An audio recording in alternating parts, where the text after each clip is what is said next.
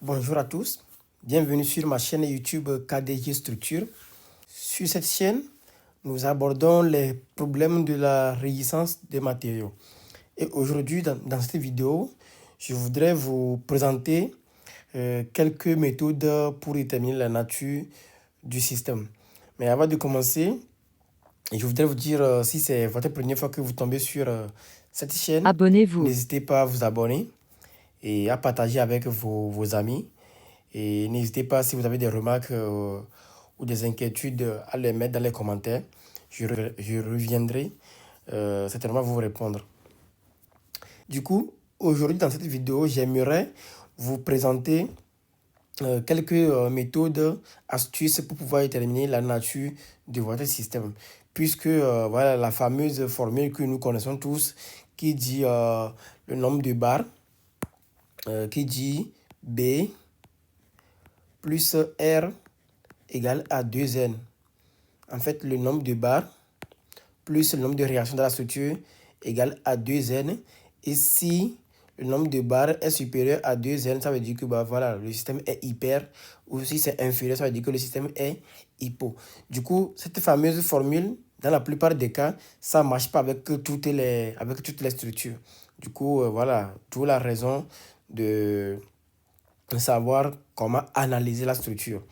Donc, si vous voulez faire la R de la résistance des matériaux pour pouvoir déterminer la nature des systèmes, je pense que vous êtes au bon endroit et restez jusqu'à la fin, vous serez satisfait. Voilà, je vais prendre le premier système que j'ai ici, là, que nous allons étudier. Du coup, je prends cette structure. Je prends la première structure et que je vais analyser. La première des choses, c'est que vous devez analyser d'abord quelles sont les liaisons de la structure. Ici, j'ai l'encastrement et l'encastrement. Et là, je vois que toutes mes barres, pour la poudrerie, toutes les barres sont articulées. En fait, les nœuds sont articulés. À chaque nœud, des articulations partout. Ce qui voudrait dire que il n'y a pas de transmission du moment de la part de cette barre, parce que cette barre va fléchir plutôt, mais il n'y a pas de transmission du moment de cette barre vers les barres de la structure de la partie treillis. Maintenant, voilà, il y a beaucoup de méthodes, mais ici, nous allons procéder par une analyse des éléments de la structure. Et du coup, ici, j'ai un encastrement, j'ai une barre.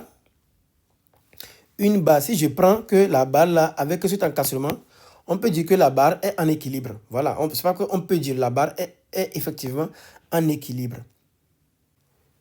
Une fois qu'on sait que cette barre est en équilibre, on va essayer de voir si je mets cette barre, si je mets ces deux barres, est-ce que je suis en équilibre ou pas? Effectivement, je suis en équilibre.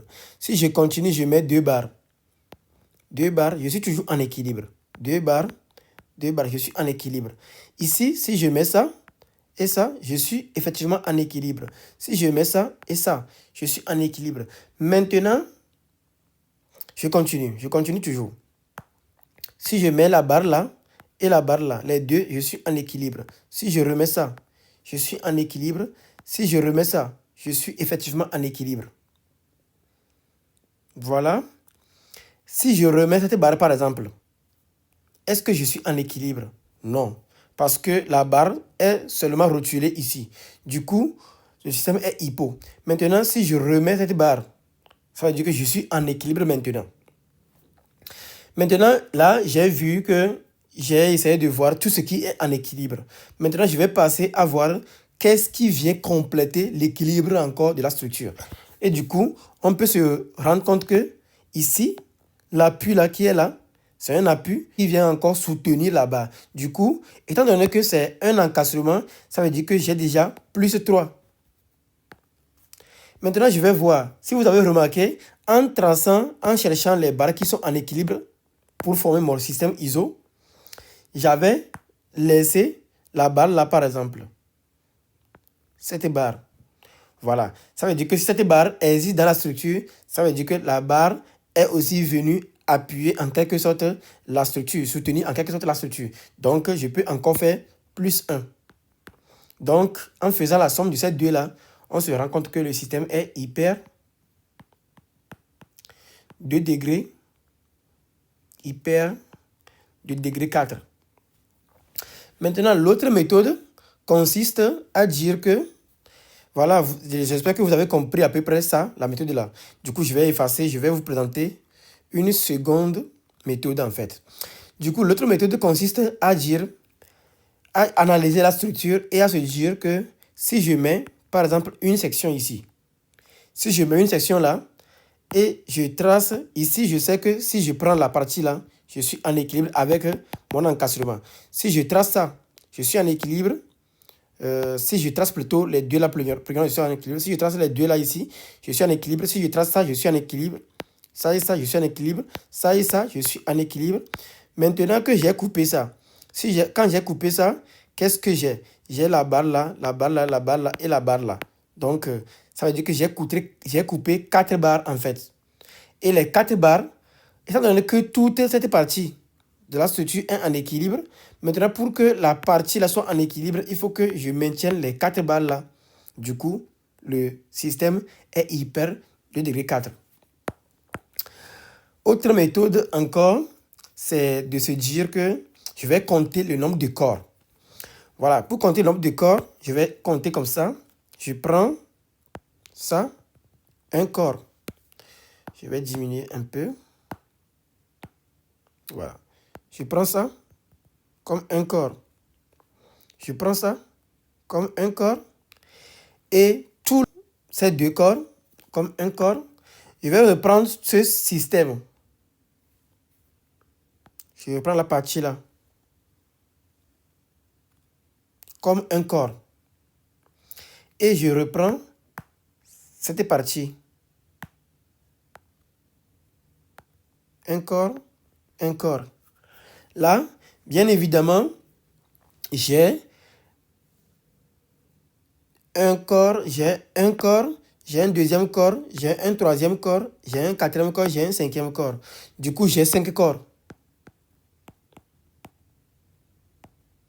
5 corps. Je peux maintenant effacer cette partie. Si j'ai 5 corps, pour que les 5 corps soient en équilibre, il faut que vous ayez 3 équations par corps. Du coup, les 5 corps me donnent normalement 15 équations. Donc, il faut que je trouve à minimum 15 inconnus. Si j'ai 15 inconnus dans la structure, ça veut dire que le système est isostatique. Maintenant, si j'ai 20 inconnus, ça veut dire que le système est hyper de degré 5. Du coup, vous devez comprendre que le nombre d'inconnus moins le nombre d'équations dans le système est égal au degré d'hyperstaticité du système. Du coup, là-bas, on a, dans notre système ici, on a 5 corps qui donnent 15 équations. Maintenant, on va calculer le nombre d'inconnus dans le système. Le nombre d'inconnus dans le système, ici, j'ai plus 3. Puisque j'ai un corps qui est relié à l'extérieur par 3 inconnus. Donc, j'ai plus 3. J'ai plus 3. Ici également, j'ai plus 3. Ici, qu'est-ce qui se passe? J'ai un corps qui est lié à un corps par rotule. Du coup, j'ai plus 2. Même principe, ici, j'ai plus 2. Ici également, j'ai tout ce corps qui est lié à ce corps par cette rotule. Du coup, j'ai plus 2. À ce niveau, j'ai un corps qui est lié à ce corps par une rotule. Donc, j'ai plus 2 également. Ici, pareil, j'ai plus 2. Ici, j'ai plus 2 également pour ce niveau-là. Du coup, on peut compter le nombre d'inconnus que nous avons dans notre système. En comptant le nombre d'inconnus, j'ai plus 3, ça fait 6, 8, 10, 12, 14, 16, 18. Maintenant, là, j'ai 18 inconnus. 18 inconnus. Là, j'ai 18 inconnus. J'ai 18 inconnus qui viennent de la part de l'ensemble des corps, en fait. Maintenant, si nous prenons le treillis là a un degré d'hyperstaticité intérieur 1. Du coup, il ne faut pas l'oublier. Il faut se rappeler pour aller faire sortir ce degré d'hyperstaticité intérieur de ce treillis. Du coup, ce qui fait plus 1. Du coup, finalement, j'ai 19 inconnus. Finalement, si je fais 19 inconnus, moins les 15 équations, j'ai 4 inconnus. Donc, système hyper de degré 4. Voilà à peu près la seconde méthode que vous pouvez utiliser aussi. Ici, voilà, je vais vous donner l'astuce, c'est là pour reconnaître le degré d'hyperstaticité intérieur, bien sûr, d'un treillis, d'une poutre treillis. Voilà, si je prends la poutre treillis là, la partie là seulement. Si je prends la partie là, en fait, il faut d'abord commencer par un rectangle. Une fois que vous avez un rectangle, vous devez former tous les autres rectangles par 2 barres. Ça et ça, j'ai formé ça. Ça et ça, j'ai formé. Ça et ça, j'ai formé. Ça et ça, j'ai formé. Ça et ça, j'ai formé. Ça et ça, j'ai formé. Ça et ça, j'ai formé aussi. Maintenant, vous allez voir qu'il y a une barre supplémentaire ici. Du coup, vous pouvez remarquer que cette barre, c'est la barre qui vient en supplément en fait. Voilà, c'est la barre qui donne le degré d'hyperstaticité intérieure de la structure treillis. Du coup, on a ce plus 1 à ne pas oublier. Ici, pour reconnaître le nombre de corps, le corps, en fait, je prends chaque barre. En fait, je prends, si j'ai isolé la barre là ici parce qu'il y a des rotures. Du coup, voilà. Voilà à peu près pour cette partie. Et là, je pense qu'on a vu 2 ou 3 méthodes. Et du coup, vous pouvez essayer d'appliquer sur des structures que vous avez et vous allez voir est-ce que ces méthodes ont des limites ou pas. Donc, pour éviter que cette partie de la vidéo soit trop longue, donc je vais devoir m'arrêter là. Et abonnez-vous pour pouvoir être au courant de la mise en ligne de la seconde partie de la vidéo. Et partagez, mettez des commentaires. Merci.